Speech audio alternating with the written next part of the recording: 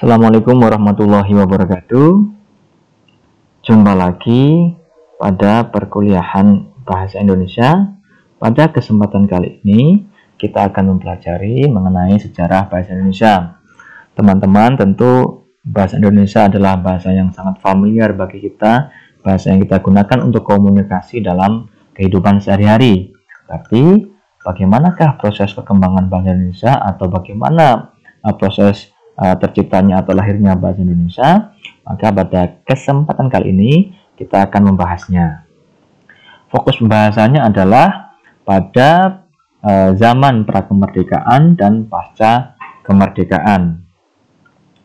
Pada fase prakemerdekaan atau sebelum kemerdekaan, kita bagi menjadi 3 fase, yaitu pada zaman kerajaan atau awal mula sejarah bahasa Indonesia itu muncul atau embrionya dari bahasa apa, kemudian pada masa kebudayaan Islam dan Melayu, dan masa penjajahan. Jadi teman-teman, perlu kita ketahui bersama bahwa bahasa Indonesia yang kita gunakan sehari pada hari ini itu berasal dari bahasa Melayu, ya, khususnya bahasa Melayu kuno yang berkembang di daerah Riau, ya. Kemudian bahasa Melayu tersebut berkembang itu buktinya adalah bukti perkembangannya itu pertama kali ditemukan melalui adanya prasasti yang bertuliskan menggunakan bahasa Melayu. Nah, prasasti itu ditemukan pada abad ke-7. Ini sangat berhubungan erat dengan perkembangan kerajaan Buddha pada waktu itu, yaitu kerajaan Sriwijaya. Ada 4 buah prasasti yang ditemukan sekitar tahun 680-an. Ya, yang pertama adalah prasasti Kedukan Bukit yang berangkat tahun 683 Masehi yang ditemukan di Palembang. Kemudian prasasti Talang Tuo yang berangkat tahun 684 Masehi yang ditemukan di Palembang pula. Kemudian prasasti Kota Kapur yang berangkat tahun 686 Masehi yang ditemukan di Bangka Barat, dan prasasti Karangbrahi yang berangkat tahun 688 Masehi yang ditemukan di Jambi.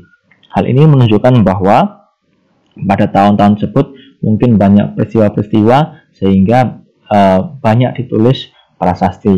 Dan kalau kita lihat bahwa penemuan lokasi prasasti tersebut tidak jauh dari pusat kerajaan Sriwijaya, yaitu di Palembang. Kemudian bahasa Melayu ini berkembang dengan pesat. Buktinya apa? Bahwa pada masa kerajaan Sriwijaya, bahasa Melayu tidak hanya digunakan sebagai bahasa perdagangan, berhubungan, ya, tapi dan juga pengembangan kebudayaan, tapi juga digunakan sebagai bahasa untuk pengajaran agama Buddha. Kita lihat pada masa jayanya memang kerajaan Sriwijaya menjadi pusat keagamaan, pengembangan keagamaan khususnya agama Buddha. Banyak bukti yang menunjukkan bahwa pembelajar agama Buddha tidak hanya dari daerah setempat tapi juga dari daerah luar negeri. Dan itu bahasa yang digunakan untuk pengajarannya adalah menggunakan bahasa Melayu.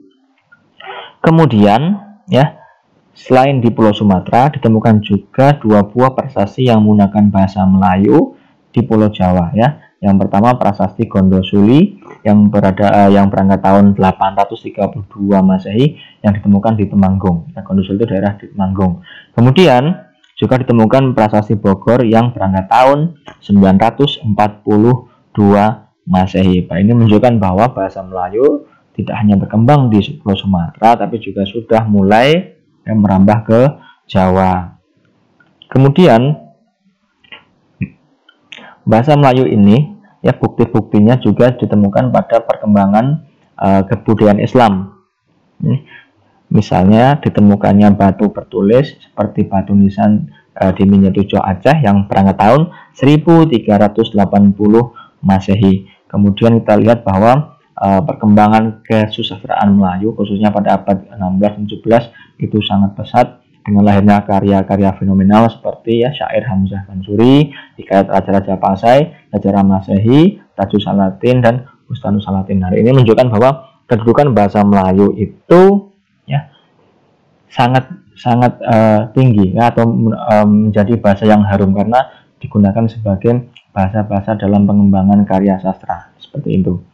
Nah, yang ketiga adalah pada masa prakemerdekaan itu pada masa penjajahan, di mana kita lihat di sini ada dua penjajahan yang kita kupas, yaitu penjajahan Belanda dan penjajahan Jepang.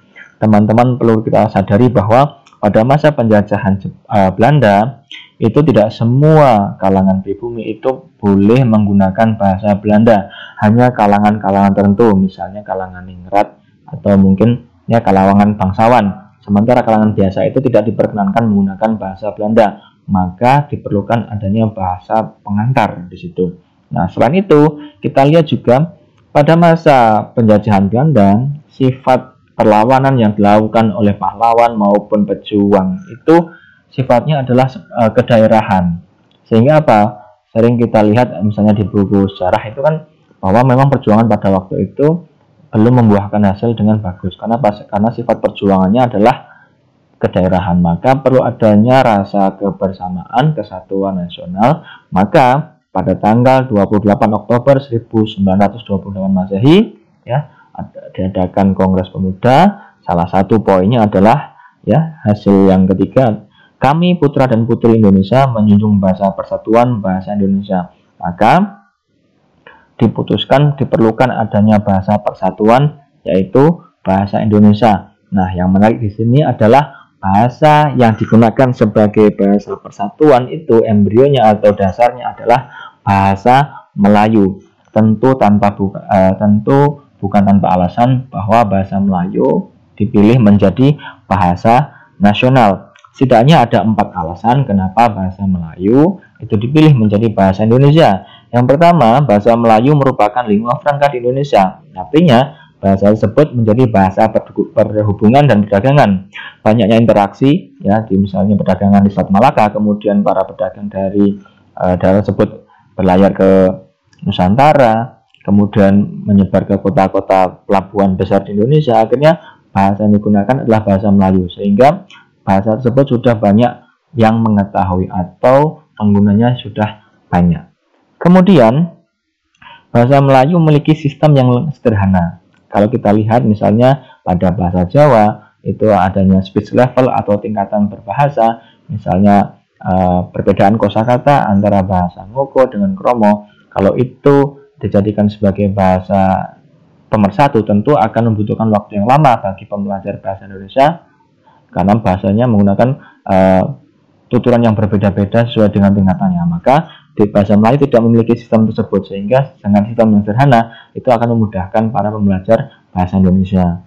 Kemudian jika kita lihat pada waktu itu mungkin pengguna bahasa Indonesia, pengguna bahasa Jawa atau bahasa lain itu lebih banyak, lebih dominan daripada bahasa Melayu, ya. Tetapi di sini karena nuansa persatuan, maka adanya kerelaan hati dari suku-suku ya Jawa, Sunda dan suku lain untuk menerima bahasa Melayu menjadi bahasa nasional. Ini luar biasa sikap yang ditunjukkan oleh para ya orang-orang pada waktu itu. Tidak adanya keegoisan, tapi demi kebersamaan mereka rela menggunakan bahasa Melayu karena tadi sifatnya lebih mudah dipahami atau sederhana dan penyebarannya juga sudah luas. Dan yang terakhir, bahasa Melayu mempunyai kesanggupan untuk dipakai sebagai bahasa kebudayaan dalam arti luas.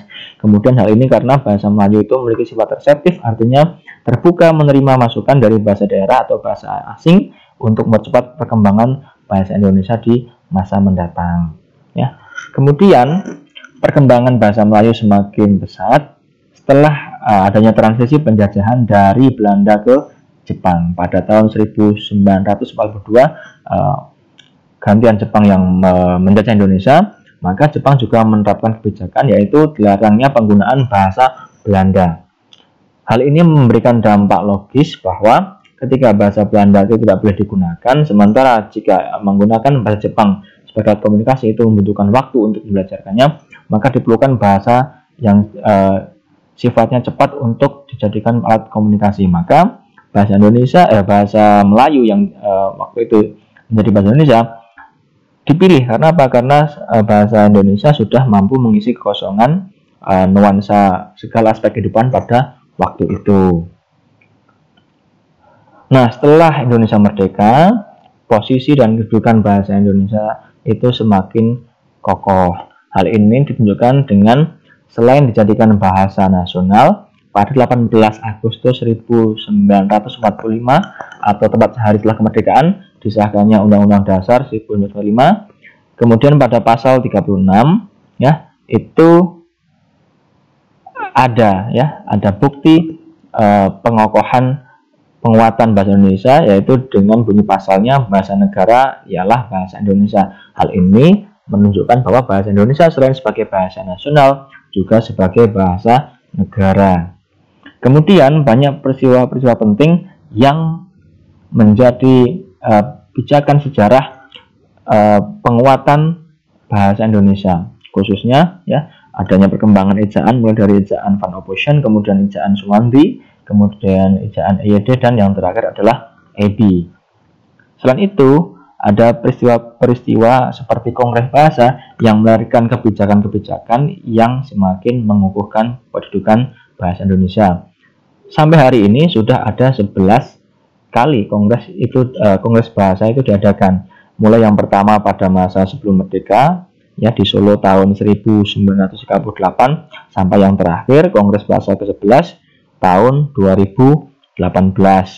Menariknya adalah jika Kongres Bahasa pertama dan kedua ya sampai yang ketiga itu periodisasinya itu tidak beraturan, dalam artian kita lihat Kongres pertama itu dilaksanakan tahun 1938, Kongres kedua 1954, dan Kongres ketiga 1998. Tapi semenjak Kongres ketiga, maka Kongres keempat dan seterusnya itu dilaksanakan setiap 5 tahun sekali. Banyak rumusan-rumusan besar yang mengokohkan bahasa Indonesia. Di antaranya pada Kongres Bahasa kelima misalnya disepakati ya pada waktu itu dilaksanakan di Jakarta tanggal 28 Oktober sampai 3 November 1988. Di antara putusannya lahir karya besar, yaitu pendirian Pusat Pembinaan dan Pengembangan Bahasa dan diterbitkannya Kamus Besar Bahasa Indonesia atau KBBI dan TBBI, Tata Bahasa Baku Bahasa Indonesia. Dan perkembangan selanjutnya pada kongres-kongres berikutnya tidak hanya dihadiri oleh pakar bahasa se-Indonesia, tapi juga dihadiri dari tamu undangan dari luar negeri. Ya, sampai yang terakhir itu yang kongres tahun 2015 dihadiri sekitar 1030 peserta yang menghasilkan 22 rekomendasi putusan. Ya, ringkasan putusannya adalah bahwa bahasa Indonesia berfungsi sebagai bahasa persatuan dan menjadi sarana komunikasi dan perekat antar daerah dan antar budaya. Seperti itulah kira-kira perkembangan bahasa Indonesia dari zaman prakemerdekaan sampai hari ini.